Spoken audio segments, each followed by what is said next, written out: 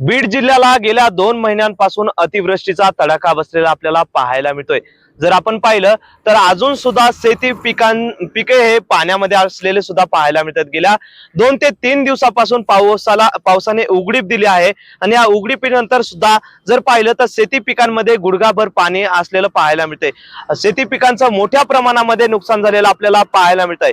आणि जर पाहिलं तर या शेती पिकांच्या नुकसान झाल्यामुळे शेतकरी आर्थिक अडचणीत सुद्धा सापडलेला आपल्याला पाहायला मिळतोय। कारण की शेतकऱ्यांच्या डोक्यावर कर्जाचा डोंगर आहे आणि गेल्या 2 महिन्यांपासून पाऊस सुरू असल्यामुळे शेतकरी अतिशय अडचणीत सापडतोय आणि याचमुळे शेतकरी गेल्या 2 महिन्यांपासून 25 शेतकऱ्यांनी बीड जिल्ह्यामध्ये आत्महत्या केली आहे। आणि काही दिवसापूर्वी जर पाहिलं तर पांगरबावडी येथील शेतकरी गहिनीनाथ पवार या 65 वर्षीय शेतकऱ्याने कर्ज कसं फेडावं या विवंचनेतून आत्महत्या केलेली आपल्याला पाहायला मिळाली। आणि जर पाहिलं तर आता सध्या प्रत्येक शेतांमध्ये गुडघाभर पाणी आहे आणि शेती पिका कसे काढावेत हा प्रश्न आता शेतकऱ्यांच्या डोळ्यासमोर उभा राहिलेला आपल्याला पाहायला मिळतोय।